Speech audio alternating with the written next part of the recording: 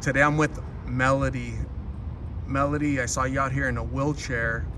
And can you tell me why you're in a wheelchair out here in the streets of Phoenix? Um, well, I lost my leg in May. I got it amputated on May 24th because of diabetes. My leg got infected and the infection went down to the bones, so they had to amputate. The infection got down to the bone, so they had to amputate your left leg Yeah. due to diabetes. Yes. Had you been taking medication for diabetes, or how did that happen? On and off, I've been taking it, but I stopped taking my medicine for a while because I lost my boyfriend back in March. He passed away on the 21st of March due to a heart attack. So I was dealing with depression, so I wasn't taking my medication. My condolences for the loss of your boyfriend. So because you lost your boyfriend, you stopped taking your medication, and that just led to an infection due to diabetes. Is that correct? Yes. And like, why are you on the streets? Like, why are you not with family or? My family, they're on drugs too, and me and my mother don't really have a good relationship.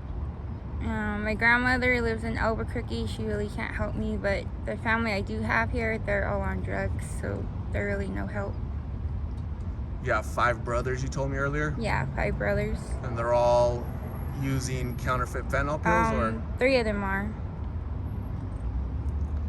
And do you use these pills? Have you used them? I tried it like 3 times. The 3rd time I tried it, I OD'd, and that scared me and my friend Jennifer, and so I don't use it. But now I understand like what my brothers go through, like their struggle with their addiction. So that OD that you went through recently, that scared you, huh? Yeah, it did. How were you revived? My brothers, what was it called? Narcan? Yeah, they Narcan me. So Yeah. was it nasal Narcan or injection Narcan? It was the nasal. How many did they have to use? 1, 2, or more? 1. Just 1 was enough to Yeah, revive just you, basically? 1. So it's possible that if Narcan wasn't there, available for your brothers, you might have passed? Yeah. That scared you, huh? Yeah, it did. After how many times using did you experience an OD? This is 3, right? 3. On your 3rd Yeah, attempt? the 3rd attempt. With some people, it's their first, but me, it was like my third attempt. And we had a friend that passed away too, and he only used 1 time, and he OD'd, and he passed. It's a gamble. Yeah, it is. These pills are super strong, some of them, right? It's different dosages. Yeah, you don't know. You don't know the dosage on these pills, and you're brand new to this. Your Yep. body has 0 tolerance. So you get a strong pill with 0 tolerance, you're gonna OD. Yeah. So thankfully, Narcan saved your life. You're getting a second chance at life. What are you gonna do with it, Melody? Try to get off the streets and be there for my brothers, because my brothers really need me right now. Are your brothers under 18? No.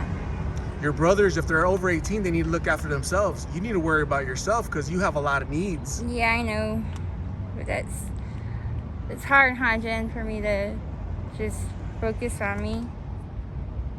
Last time that you didn't focus on you weren't taking your medication, and that contributed to you losing your leg, right? Yeah. So just keep that in mind. Okay, I will. What advice do you have for people out here?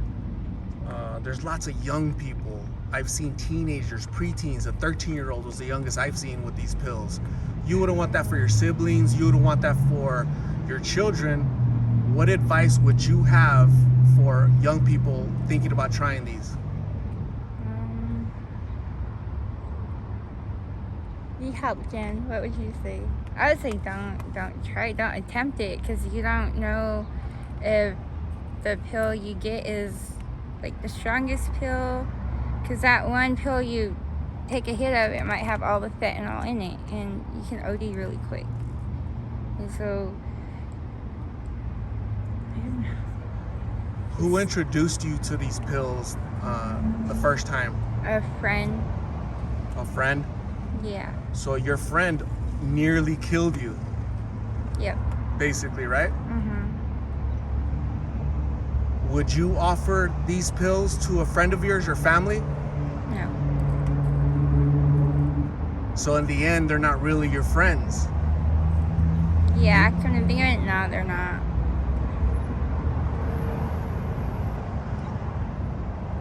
What are your plans for your future? Like, what do you want to do? Where do you want to be? I would like to go back to school and eventually move back to Albuquerque to get my son back. My ex has custody of my son right now, and I was gonna go back out to Albuquerque to take care of him, to try to get him back after my surgeries, but a lot of things happened from the time I got out of the hospital, so I just gotta work on getting myself well so I can get back to my son. How old is your son? He's 13. The same age of the young person, the young 13-year-old that I saw out here in the streets. Really? It's true. 13 Wow. years old. Smoking in front of me like nothing. That's scary because I don't even know what my son's doing right now, and it's scary to think my son's using these pills. That's why I'm planting a seed in your head. That's why I'm talking. That's why I'm bringing this up. You have a son, 13 years old. I'm out here witnessing 13-year-olds literally smoking in front of me like it's no big deal.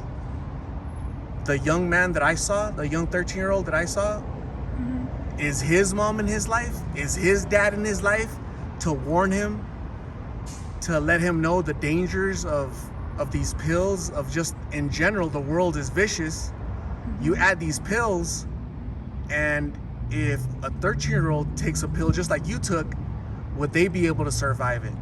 Because they're so young, right? Those are all things we need to think about as parents, Mm-hmm. right? Yeah. So you definitely need to get well, get better, and try to be a presence in his life because he might need you. I've been to Albuquerque. Mm-hmm. I was there. The Warzone, they call it the Warzone, right? Oh yeah. Yep. Yep. It's bad over there. It's like a mini little Phoenix, Albuquerque, right? Just folks everywhere on every corner. Yeah. Bad. Yeah. His stepfather's on them too, and he came to me back in July of last year and asked me to help him get off it. So I took him back to the reservation to help him get clean, and he was clean for a good year before he got back on using the fentanyl pills. So it looks, Melody, like you're surrounded by this. Yeah. Here in Phoenix, where you're at now, in Albuquerque with your family, right? Your son, Yeah. your brothers.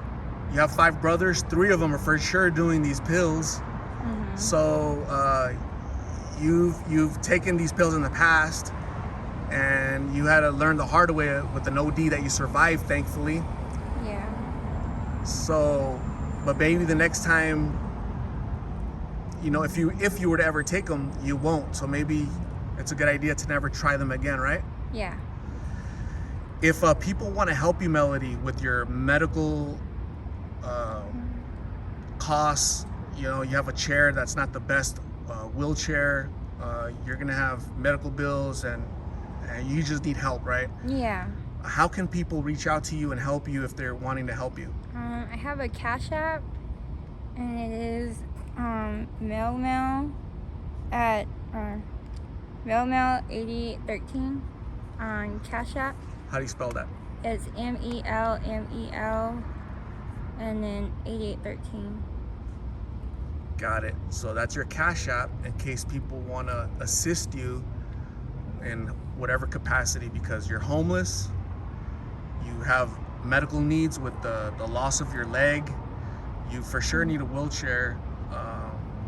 But if anybody wants to help, please reach out to Melody on our Cash App that she just provided.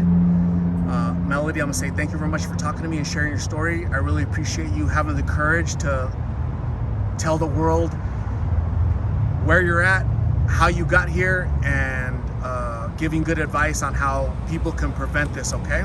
Okay. So Melody, thank you. Stay safe. We'll talk soon.